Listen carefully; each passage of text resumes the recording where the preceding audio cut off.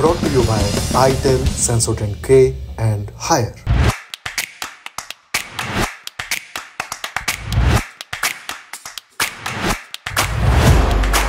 अब यूएस इंडैक्टमेंट के मुताबिक साल 2020 में गौतम अडानी, उनके भतीजे सागर अडानी, विनीत जैन और रंजीत गुप्ता एजर पावर वाले, उन्होंने मिलकर एक प्लान बनाया। आरोप है कि इस प्लान के तहत भारत सरकार के अधिकारियों को घूस खिलाया जाना था। इसके बदले इन कंपनियों को क्या मिलता?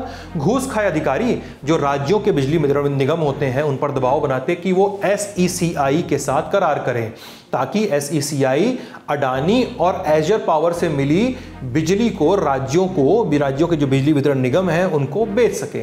ध्यान दें कि आरोपों में कहा गया था कि घूस खिलाने की योजना बनाई गई थी, घूस का ऑफर दिया गया था और घूस दिया गया हो इस आशय की बात आरोप पत्र में नहीं लिखी मिलती है। मतलब घूस की प्लानिंग हुई थी, ऑफरिंग हुई थी, पैसे का ट्रेल अभी तक स्थापित नहीं हुआ है। अब आरोप पत्र के मुताबिक घूस की रकम का आकलन किया गया, अमाउंट आया 2029 करोड़ रुपए।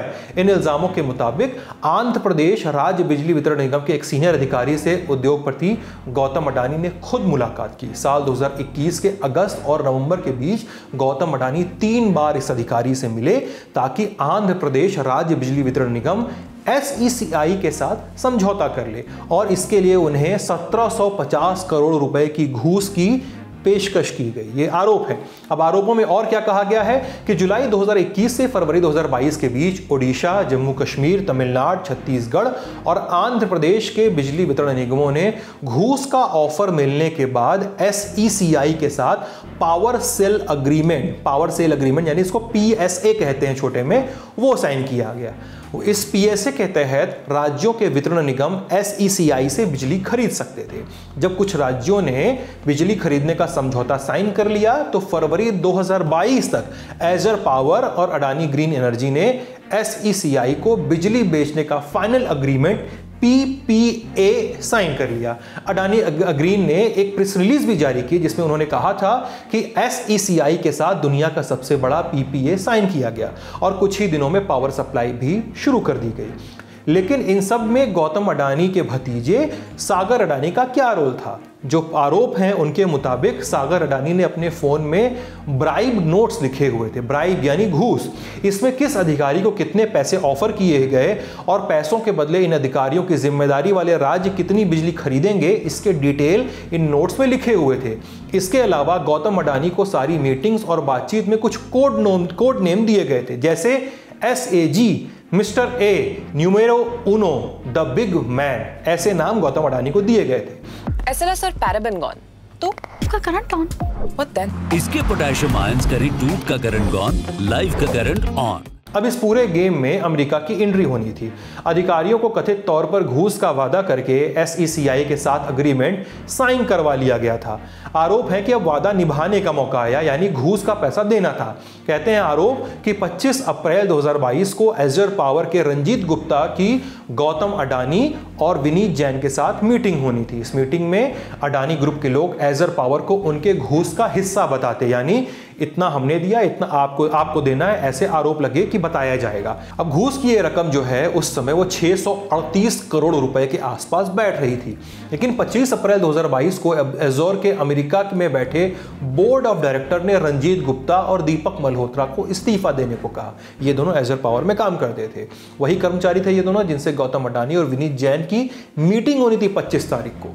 रंजीत और दीपक ने इस्तीफा दे दिया, बोर्ड की बात मानी और मीटिंग सस्पेंड हो गई। अब अगली मीटिंग हुई 29 अप्रैल 2022 को। अदालत के जो कागज हैं वो ये आरोप लगाते हैं कि इस मीटिंग में रुपेश अग्रवाल थे एजर पावर के, साथ ही थे गौतम अडानी, सागर अडानी और विनीत जैन।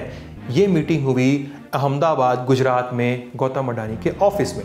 अब इस मीटिंग में रुपेश अग्रवाल को कथित तौर पर घूस के पैसे का शेयर बताया गया और पैसे के लेन देन को लेकर कई मीटिंग्स हुई। इस मीटिंग के ब्यौरे सिरिल कबानेस को पहुंचाए जाते रहे थे, वही सिरिल कबानेस जिनके बारे में कुछ देर पहले हमने बताया। साथ ही इस सब की सूचना कनाडा की निवेश फर्म CDPQ तक भी पहुंचती रही, क्योंकि CDPQ ने एजर पावर में पैसे लगाए हुए थे। लेकिन जब ये मीटिंग्स हो रही थी उस समय अमेरिका में एजर पावर पर एक जांच बैठ गई और यहीं से सारी बात फंसती हुई नजर आती है। ये जांच बैठाई SEC यानी अमेरिका की सिक्योरिटीज एक्सचेंज कमीशन ने।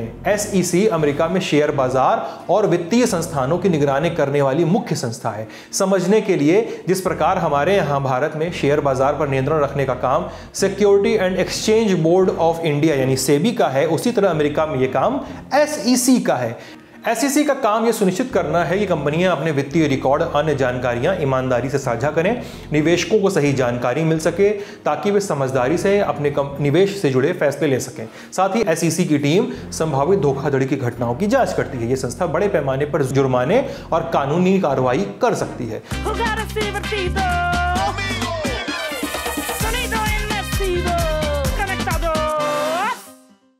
तो मार्च 2022 SEC ने एज्योर पावर पर जांच बिठाई। कहा कि साल 2018 के बाद से जितनी भी कंपनियों के लिए एज्योर पावर ने नीलामी में बोली लगाई है या नीलामी जीती है, उन सबकी जांच होगी। जाहिर सी बात है कि इसमें अडानी ग्रीन के साथ हुआ बिजनेस भी सवालों के घेरे में आता। आरोप कहते हैं कि ये सब देखते हुए एज्योर पावर से जुड़े लोगों ने एक समझौता किया, आपस में एक समझौता किया कि अडानी समूह के साथ जो सोलर एनर्जी वाली बात है और जो घूसखोरी वाली बात है, जिसको बार बार खबरों में ब्राइबरी स्कैम कहा जा रहा है, ब्राइबरी स्कीम भी कहा जा रहा है, इस बात को, इस डील को SEC और अमेरिकी सरकार के जांच के दायरे में न आने दिया जाए। इसके बाद इल्जाम और संगीन हो जाते हैं।